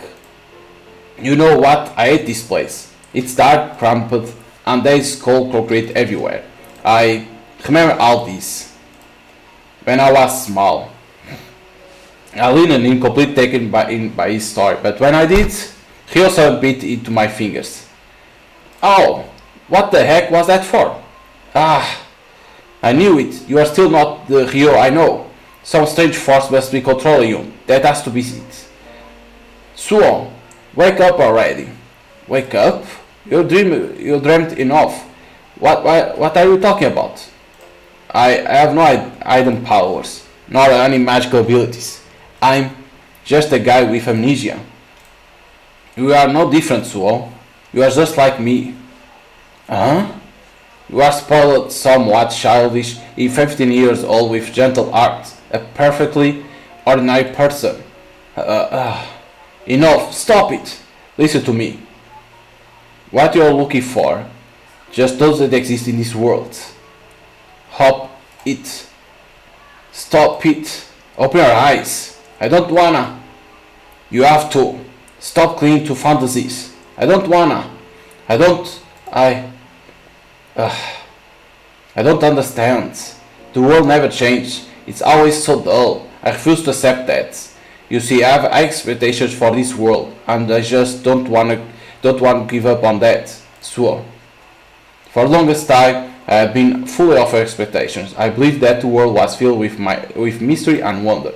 That one day, I too would be chosen. Mom and Dad, my friends, all the people in our town, they allowed me to live a peaceful life devoid of worry and hardship. But I didn't want that gentle stagnation. I carried excitement, vivid colors to paint over my dull and grey life. I had hopes for this world, and for myself. I can't just give up on this world, or myself. That would be like accepting things as they are. I won't do that. Do you really think it's wrong for me to feel this way? Is it wrong for me to discuss all this with you? Maybe I shouldn't talk to you anymore. Answer me, Mamiya. Please, say something. It's okay. It's alright. Everything will be just fine. Huh? There's something truly wonderful and unique in this world, and that something is you. There's no need to be afraid. Really? Yeah. Trust me. Mamiya. I love you, Mamiya. I know. This craving I feel... You understand it, don't you, Mamiya? Doesn't say nothing. I do. All too well. Which is precisely why you can be so menacing at times. You are unquenchable fierce for the king of the unreal. Is that why I'm here? Why I was left to remain? I will fulfill my duty. Even if it may cause grief to some, I'm sure it will all be forgotten soon enough though. Listen, Kato. I wanted to thank you for that hug. I mean it. It made me really happy. The rippling surface of the water, star-studded sky. I hoped we could exchange a gentle smile, the way we did when we met in the dream. That was all I really wanted. Tomorrow, the day after tomorrow, the day after that. As they came and went, things that truly mattered grew vaguer, hazier. Even now I still yearned for it. Getting superpowers out of nowhere, getting entangled in a conflict of mind-numbing proportions. Embarking on an epic quest to rescue a girl, saving the world from impending doom. I desperately want to become someone like that. So he wants to be a hero, right? It's like that. Like in video games. Where am I? The first thing I saw upon awakening was the sea. But why? Why would I wake up in a place like this? I glimpsed a shadow in the distance. It looked familiar. Ryo? But before I could reach him, Ryo fell to the ground with a grunt. There's so much blood. Ryo? I have to stop that bleeding. We need to get out of from here. I'm calling for you, Ryo. Ryo made no response, almost like he didn't even hear me. He remained completely motionless. The red of his blood continued to spread through the deep purple of the sea. Oh no! He wasn't going to make it. Ryo was going to die. This can't be happening. Ryo, don't do this to me. I've got to stop the bleeding. Come on, wake up! No! This can't be happening. This isn't real. I don't want this. What should I do, Mamiya? Mamiya! Mamiya? I know you are there. Answer me. No! I can't take this anymore. I want a dramatic conclusion. I was even ready to sacrifice myself, like a true hero. Kato? You are amazing, Kato. Oh, Mom, Dad. I want them to smile at me and call me exceptional. No, I don't want Ryo to die. So, Ryo? I remember now. Huh? I remember everything. Oh, I see. Including where and when this is, and the reason why we crossed paths. He's different. He's not being targeted by a shadowy organization, nor does he hold the key that unlocks the path to another dimension. He has no hidden powers either. You and I, we are... He's just an ordinary person, nothing more. I don't need to hear about those memories. They are worthless to me. Shut up! So... And he fell to the ground. Ryo. If they're not unique and interesting, I have no need for them. Ryo collapsed onto the sandy beach with an audible thud. He wasn't getting up. The vividness of this Eve's crimson blood was a sobering sight. Ryo? Why? But... He's on the sea again. I suppose it's all good. This is only a dream after all, and they do say it's good luck to kill before the trip. The world will soon end. I didn't know how much truth there was to it, but people on TV and news made it out to be a big deal. You could even hear people discuss it in class. Days went by as usual, without any truly comprehend that the world will soon end. I still didn't quite understand why I was here. I was certain that the end would happen in the blink of an eye. It will be simple and anticlimactic, like the burst of soap bubble. I need to wake up. And so, I drift off to sleep. Okay. The night sea grounded softly, surrounded only by the sound of waves. I clenched my fist as I beheld the young boy sleeping on the beach with a content smile on his face. Why so, Kato? Okay, the door to institution has been locked. Please restart on title screen. What? But what this means?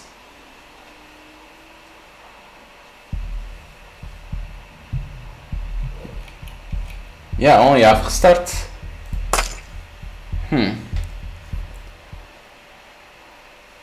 But this again the same thing.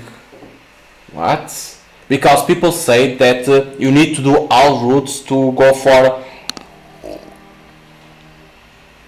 the downfall. That is what I'm not understanding. Because it's a institution mode unlocked. Please restart and doesn't appear nothing. Because then it's always same. Let me see one thing also. Because can be another character that we need to play.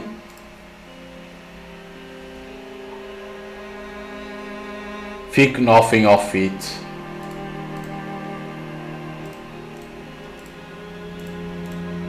Let's see this. Okay, only doing this. Because I'm not understanding what we need to do. Because there is 2 scenarios and you need to play both scenarios.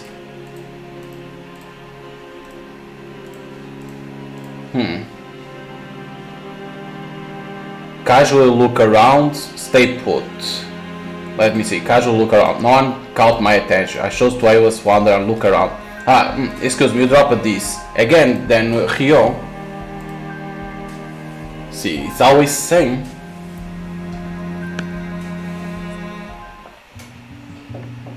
Because then it's same story. Then it's like Ryo story that. What do I need to do to go for that? Because like it say, institution mode unlocked. Okay, start, and because it's 2 player. Because see, when you play with Suo, you went on C, you see it. On C. There is nothing like that you can do then. What do I need to do to unlock now other? Because like the game has 6 endings, and these like the 4 characters that you play is the 4 endings to see them their story, right? To understand. But like you need to discover who is MAMIYA and who is that character that appears in the end saying why. It's like people on Steam forums even say what they need to do. And some say that you need to discover all routes. And then you have to go to the downfall. But I can't choose the downfall, right? Because it only appears restart. Because I think continue is to load, right? Continue is to load. So what is missing me? Because it's like you are on the funeral, right? And you only see these 4 characters: Minato, Suo, Ryo, and Marichaka. Nothing more. Yeah, so it's like, do I need to do an order? Is it that I need to do a certain order to work? Or there is something that I missed? Because I already play with 4 characters. But that's one problem, like how it is. Because like there's 2 scenarios, the fall down and downfall. Because I chose the fall down and it's like to discover what happened to each character, right? That you see they're falling down, like Ryo becomes violent, Suo wants to be a hero, right? He wants to be an exceptional person, like that everyone praise, right? Like that, like video games, that's always a hero. Marichaka is that he wants to be to have friends, but the problem is that MAMIYA says him that he doesn't need friends, and that's what happens. Like he doesn't have friends, and nobody knows him because he's not like he's invisible to everyone. And Minato is like he's like a girl in prison of a boy on a boy body. That's the Minato story. It's like that, and then he stays. So he prefers to stay in house, not going to school, nothing like that. Always hearing that music, nothing more. And then you see cutting his wrists, and it's like why? And like it's everything around MAMIYA, and that's why then appears that guy in the end saying that thing. But how we know about that?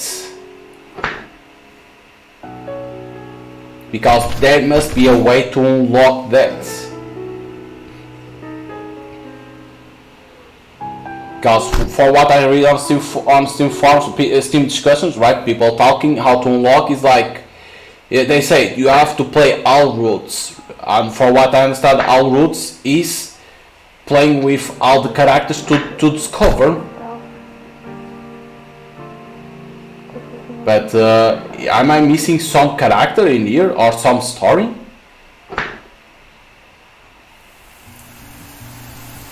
Because it ends this, the real like this. And then it says this, the door to instructions has been unlocked. See, nothing more. Because when you press restart, it's always to here. It's like what I need to do. Because in here we see all the 4 characters.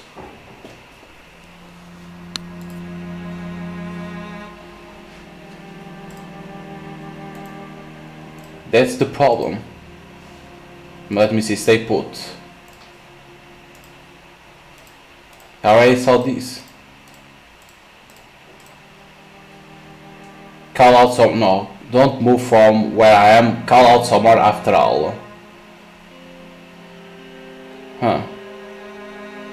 Call out someone after all, or don't move from where I am, call out for someone. I just wander and look around. Ah, you were singing a chant, weren't you? Again this, I already did this. So let me go back to the title and try other way, because this is only to see the stories. This is what I'm understanding, is seeing the stories. Because these are the only choice that you have. So meaning that you need to do all the routes that exist in here to unlock, right? So doing this, blah, blah, blah.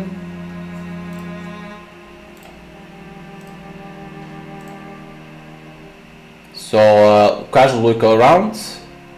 Ah man, it wasn't. It was stay put. Yeah, fuck. How I did the other time. Because it's the story of Marichaka. Because it's this that some don't understand, is how you unlock. Because it says restart, but when you restart you go for the same thing. What's missing? Because I play with all 4 characters. There is nothing more to do.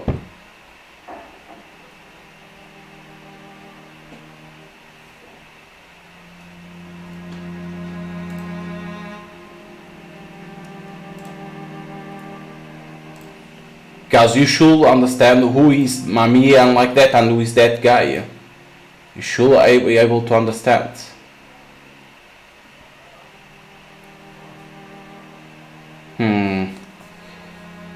Stay put. Don't move from where I am.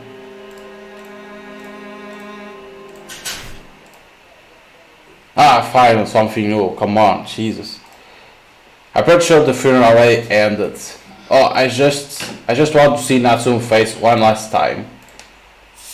His seeming unfamiliar voice made me squint. My fist trembled with rage. Who are you? Because it's like we don't know who is this person that was talking with everyone. That's the problem. That's so you need to say, it's like, okay, you can always try it, right? You have to skip, but it's like, why not show that you already made those choices, right? Way easier. I did chase those 4 and want them to be happy. They should never met fates like that. And yet, everything went to hell because of MAMIYA. Yes, we know about that. MAMIYA always made them to go to the dark side, right? It's what it is, MAMIYA. I turned around. What are you? The man smiled in lieu of an answer, putting all my heart and soul into it. I shot at the man standing near the entrance as slowly as I could. I'll ask again. Come on, answer me. What the hell are you? Ever so slowly, the man before me parted his lips to speak. MAMIYA. Okay, Thank you for that answer, Mamiya. But still, we don't know both, like, who is that man? Okay, what is this?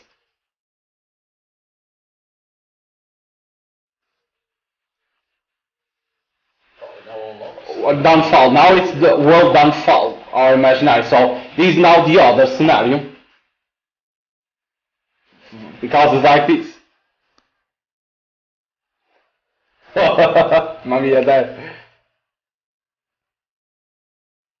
So with the gas mask.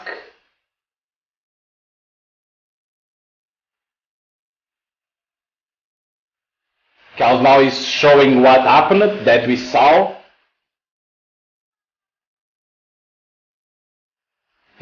Jesus Christ.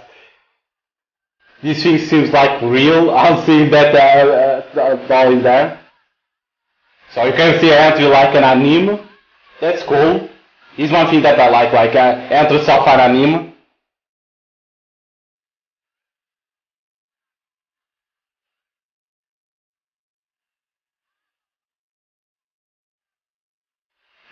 all Mamiya's face.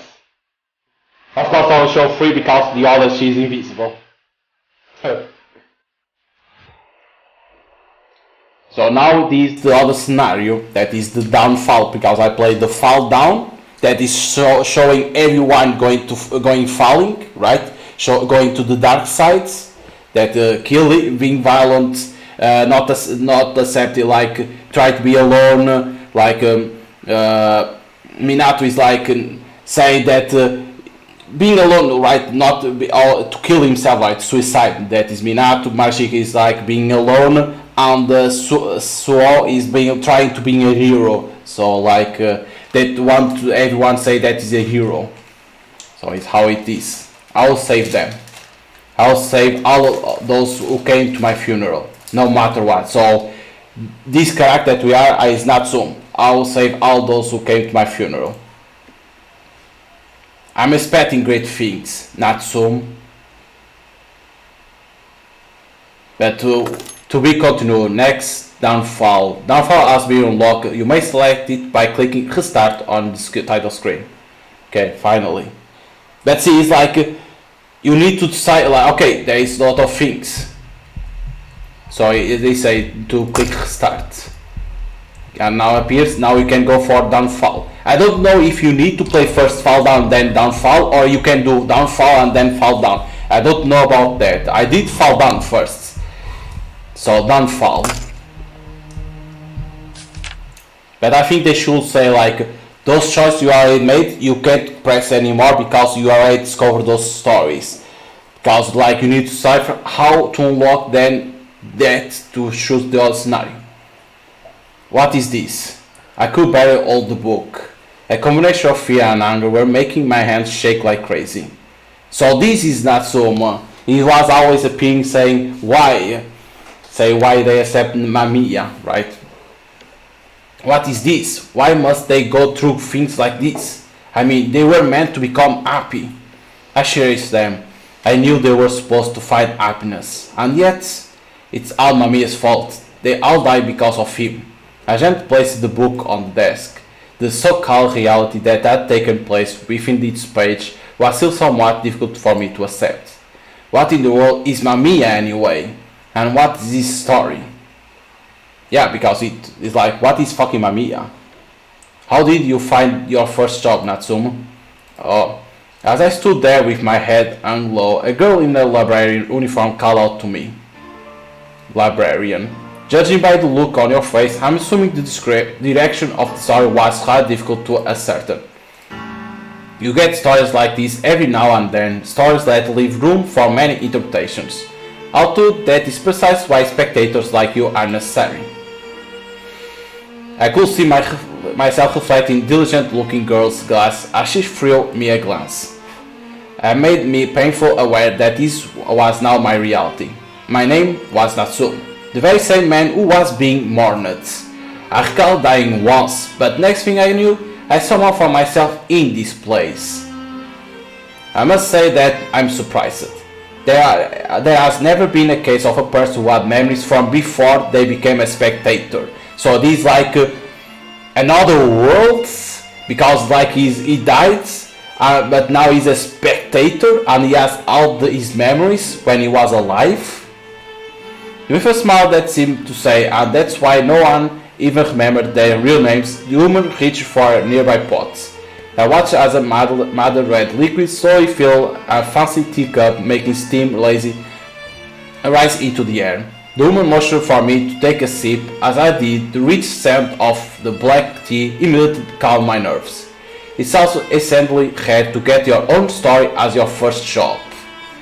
I was surprised myself. I never would have imagined that the world I will live was was like this. I mean, inside a book.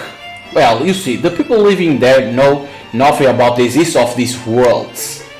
Okay. Ironically, they may unearth ruins of ancient underground cities, yet never find out about kingdoms in the sky. I put the cup in saucer and took a good look around. There was a collection of bookshelves that seemed to go on without end.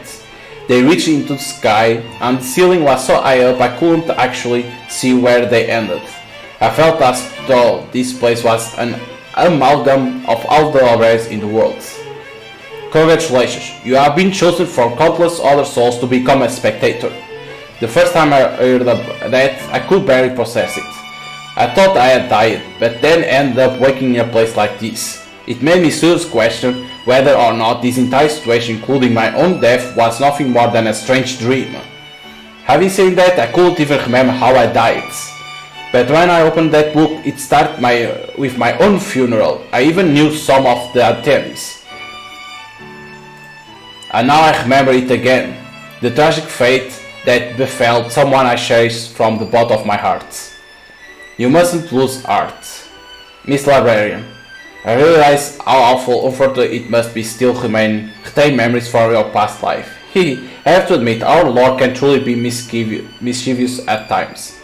Thanks for the consideration. Honestly though, I don't know if I'm really cut out for this. Just knowing I will have to witness their deaths all over again, there's hardly a need to worry. I'm certain you will do a splendid job. The woman placed down her empty cup and looked at me in the eye with a gaze of full confidence.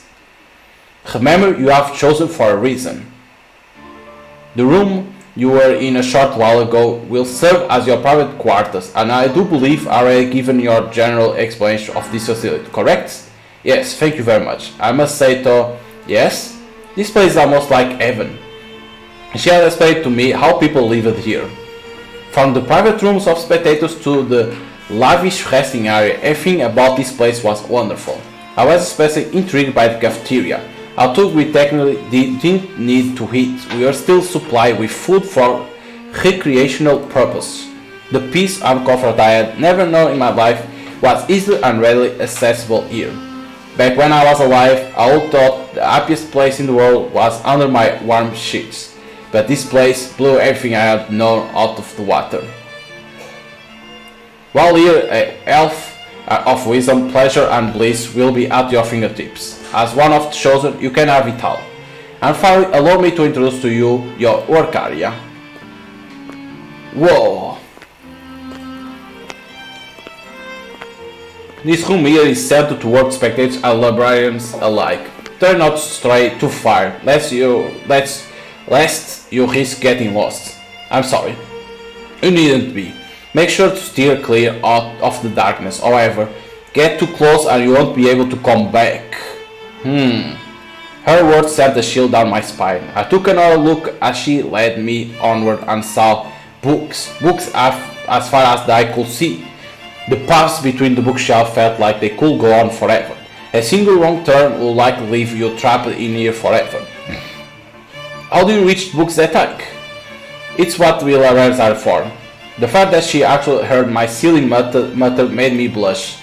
Don't hesitate, Clawless. Should the need arise, we will always bring you the materials you need for your job. Of course, we will also help if you find yourself lost. Right. I felt like it won't be long until I will need her help. Do you manage all this? Yes, though since the numbers keeps growing without that, there are ones I even don't know about. I imagine so. I saw books placed next to each other that seemed identical at first glance. It's so strange, it's supposed to be my first time here, yet something about the place feels almost nostalgic. Oh, but that's only natural. Humans used to be here before you acquire your bodies. I was? Yes, humans are beings with a creator, and as such they are bound to pass through this world in the heavens. Yet, in order to manifest as being of flesh, they must also pass the river of oblivion. That's why the people down below don't remember the existence of this world. I see. That will explain this odd feeling of nostalgia. Not only as people become spectators, they cross the river once more, which leaves me wondering why you still retain your memories. But I suppose there are exceptions in every world. Chuckling, I touched the spine of a book at my eye level. So this book chronicles the entire life of a person from human history? Indeed it does. It contains all the established historical truths. Despite the sheer amount of books in here, I learned my fair share of world history as a student, but even still, this amount seems excessive. There exists more than one world, you see.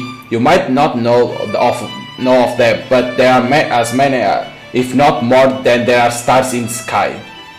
You mean parallel worlds? She took one of the books and gave me a smile. Interesting. In some worlds, certain wars never came to pass. Others are inhabited by radical different types of animals. Many of these books can't even be imagined by someone from your world. You are saying there are even worlds like the ones we see in fantasy novels and such? Indeed, although that fact alone holds little significance in your case, considering they are not the worlds you'll be responsible for. The histories and cultures of these worlds are slightly different, but their numbers are many, making it impossible for us to record all the events that occur with them. I'm assuming that's where you as spectators come into picture, right? She turned around to face me. You look exhausted, why not have a seat? I've already explained your job as a spectator, but I imagine the repeated observation you gave you some new questions, so I will explain it all over again. Please do. People tend to dislike my explanation due to being too verbose, so instead I prepare an easy to digest song. You did? Please listen. So allow me to explain spectator's job. This world has many possibilities that will probably be considered. You should know this that you observe a few times the amount of I see. Let us compare stories that were expected and the story you are assigned to. The text of the stories without a true course set are short and only begins. Text you are assigned is still mere arcane fortunes. It's the bare minimum true course of jeez. That's why the important margin change. Special job is to record true course and tell an ultimate side it. So that's up, isn't there? They may have died, but if you don't give up, the chance that they found Jesus so fast. Listen, it's an Natsume. Can't even read that. What the hell? That's too fast for people to read.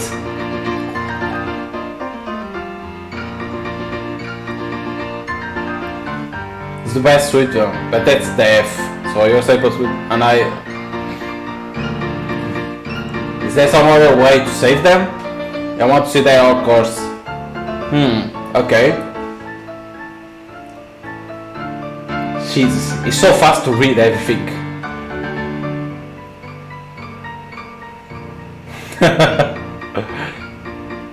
You also let me say it again. You asked me that this book and say its true course. You are not to interfere, okay? You are not to look lines, open lines of possibilities. I still to write them. Say the true course.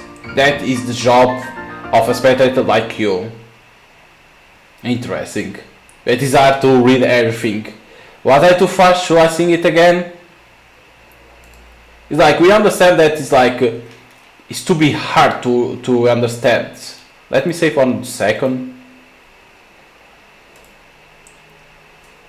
For what I understand is like we cannot mess with the lines. Let me see. Please do very well. It could put this slower. Okay, there is various possibilities. You should know this. I've observed a few times the amount of what if it's cauteless. I see. That's where spectate and story were assigned to. Text of several true courses are set are short and all get gist of it. The text you are sized the mere half outline, a keen prophecy or fortunes. This is the bare minimum true course that this is why it will march to change time we read it. Especially its job is to record the true course and don't decide it. So there is hope, isn't there? They may have died, but if you don't give up, there's still a chance that find happens, right? Listen, Mr. Natsume, the story you spectate, okay? Logical satisfied, I'm not so like stories, Jesus. Lines in the draft, use the mark to my lines you come across counter assignment. Okay. That's death. Indeed, to save them. I want to set true course.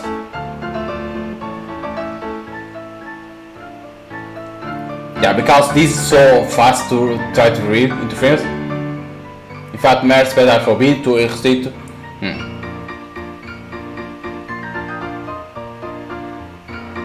And set true course, okay? You are not allowed to interfere, okay? You are to look at the lines, open lines of possibilities. Decide the true course. Okay. So it's like we cannot interfere and we need to decide the true course of everyone. But how we know about that? You wish to hear it again? No, I got it. Thank you very much. If that's it, I'm looking forward to the fruits of your labor. So for what I said is like there is tons of lines, right? And we need to decide, and we know now the stories of the characters, and we need to decide what is to correct the true course to them to be alive, not to die. So that's gonna be hard. I wish I had more confidence though. The idea that it's my job to decide historical truths and how the stories will go, well, it's a bit too much. Why was I even picked to become this spectator anyway? I got to say, this place sure is big. Unaware that I was lost, I continued talking to myself. What does it mean to observe anyway? Will I have to keep repeating all that? I don't want to see any of them die ever again. If only I could somehow save them. You are lucky no one else heard that. You might have been seen a dangerous element and probably eliminated. Who's there?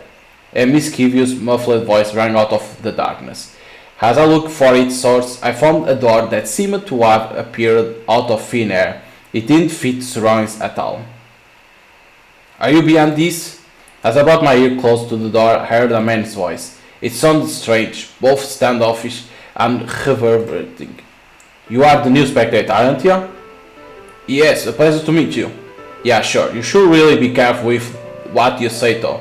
At first they go on about how you are chosen on and all that, but spectators aren't that hard to replace, you know? So if you wanna know what happened to dead people when they die again, be my guest and do whatever the hell you want. What the man had told me from beyond the door sent a chill down my spine. My instincts told me that the scenario it described would be a fate worse than death. Who are you? Didn't I ever tell you? Spectators got no names, just like you, right? But I do have a name, it's Natsume. Oh, really? What were you flashed by? Nothing, I just have the memories from before I came here. Now that's something. His tone had changed. I couldn't see him, but he sounded right in a way that was different from the librarian, which was I chose to tell him something I hadn't told her. Actually, I can't say I approve of the stories I saw during my observations. That's so. They were my friends and they were supposed to lead happy lives. But all their stories end with their deaths caused by some incomprehensible being called MAMIYA. That shouldn't be allowed to happen. Shouldn't be allowed, you say. Do you know something? No, I don't know anything about whatever you're in charge of. I just thought that spectators are the worst bunch. Are you a spectator yourself? Who knows? What should I do? There are people who deserve happiness. I can't just let an ending like this slide. I will do anything to make them happy, but spoken word has power, you know. Are you serious?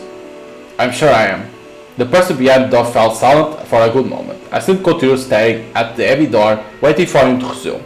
Then let me teach you how to interfere. Interfere? Didn't the librarian give you an explanation? Well, she did, in her own eccentric way. but she also emphasized that interference is forbidden, that we mustn't get involved. They are about that efficiency and they don't like needlessly spicing up the stories set by our lords. Most story spectators see it as too much of a pain and don't even try it. But you, tragically, are not a nice spectator. Exactly, I still retain all my memories of them. So you want to ensure that they end up happy. Obviously there's always a chance that you will fall and nothing will change. Your safety isn't guaranteed either. You might end up dying yourself while in the story. But I'm already dead. Interference means you will no longer be spectated from a safe distance, and instead become a character in that story. So yes, you can absolutely die all over again. So what will be? Will you keep observing as your friends die, or risk your own life to try and change the ending? The choice is yours. Life in this place does sound tempting. There won't be a single dull moment. But if it comes at the cost of the others, I don't need it. For that I won't even mind dying. Do you have any idea what you are saying? You don't have to die anymore, yet you are still willing to take the risk? Well, I'm already dead. But that means precious little in this world. You made it here, didn't you? Still, I don't care how many times I'll have to die. I just want to give them the endings they deserve. Alright. There was a book with a black clover before me. I took a deep breath as I looked at it. I will interfere with the story. The mysterious person behind the door told me I could do it, but I had no idea if I could even trust him. Deciding historical truths, huh? I gently ran my fingers along the cover. These brief written words contained countless possibilities, and I had to pick one of them. In that case, let it be a different possibility than the ones before. Just let me save. Okay. I played before read the first line. Tokyo during the year in which the world was prophesied to end. Mamiya died. Under the monochrome sky, the rain fell heavy upon the concrete below. Four silhouettes had gathered, yet gloomy weather hid their expression well. None of them had umbrellas. Hanging their heads, they merely stood in place.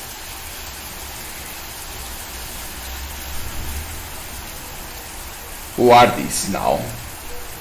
None of them showed any willingness to move, let alone speak. The tallest man in the group stood with his arms dangling perilously at his side, while the heavy rain drenched his dark inky locks. Even covered in droplets, the large glass of man to his side did little to hide the pain in his expression. The dark blue blaze of young man next to him was completely soaked, making it weigh heavy on his shoulders. The last person was a beautiful young girl with chestnut-colored hair. A veil of grief had come over her eyes. She bit into her tiny lips, seeming as if to hide her emotions.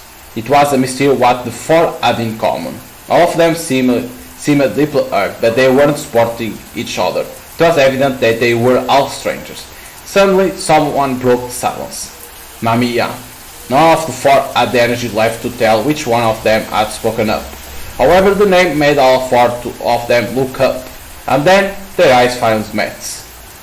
They stared at each other with pale lips and faces. What is this? I didn't interfere at all. I was about to spectate like I had many times before, and the story was supposed to begin with my funeral. And yet, where did they go? Where are Kikuchi, Hyo, and the others? I want to find out about the entity that brings them pain, Mamiya. What is about Mamiya dying? Mamiya died? It was hard for me to believe that the mysterious being that had spread so much malice could die so easily. More important, who are these people? I spent a moment in thought, but came up with no answer. For now, I'll just see how this story goes. So what I'm gonna do is like for next week, I don't know how many games are coming like that. So, but I don't know if on Monday comes or not. So what I'm gonna do is leave the story for now in here, like I am, because now we go for those four characters. I think it's 4 or 3 characters that are in there. Like I say, for now I'll just see how this story goes, because it seems that Mamiya died in this story. That's kind of strange. because now we're gonna play with Natsume to discover who is MAMIYA. So we are like a spectator, right? And like the librarian say not to interfere, but that guy behind that door say that we can interfere, but we're gonna die a lot, because what we want to do is to change the story of our friends, that instead of dying they are alive. So but like you went to this story and read that MAMIYA died, so you want to discover how. So like I was saying, like next week are coming some games, but I think on Monday they don't, like they never comes new games on Monday, always like that. So I will save the rest of the game for Monday to continue with this story of Natsume and to learn the truth and try to help our friends to be alive. So again, if you like visual novels or you like this type of games, you can buy the game already on Steam. It's amazing, like okay, you need to play with the 4 characters to understand their story, but then I think that what you need to do is like, or say that you already pressed those ways to go, like that you don't need to play again with those characters, and the way to unlock the other scenario, right, to go for Natsume, because you need now to play with Natsume to save them, to save your friends. So I think what I will do is change that. At least say, okay, you are at those, when you are on the funeral, the choice that you made to go for those stories were already pressed, and you couldn't press like that. People will be easy to discover how to unlock the other scenario. The only thing that I don't understand is what is the institution mode unlocked. For now I don't understand that. But again, it has 6 endings. 4 endings are your friends, and then the other 2 maybe is Natsume, and maybe the other is your friends are alive, maybe. So I will be back on Monday with more MAMIYA and continue with the game to try to beat it, to see the true story and who is MAMIYA too at the same time. And then next week comes other games, I will try to play them. But on Monday I will continue with MAMIYA. So hope you guys enjoy more playthrough of MAMIYA, and see you guys on Monday.